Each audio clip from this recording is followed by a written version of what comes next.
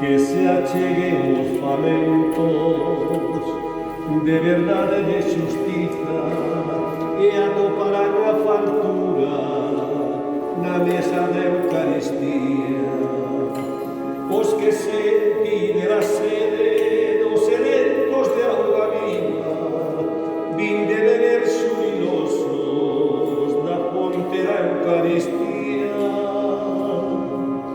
Cando ceo pan de vida no que Cristo está presente, o que come deste pan vivirá eternamente, o que come deste pan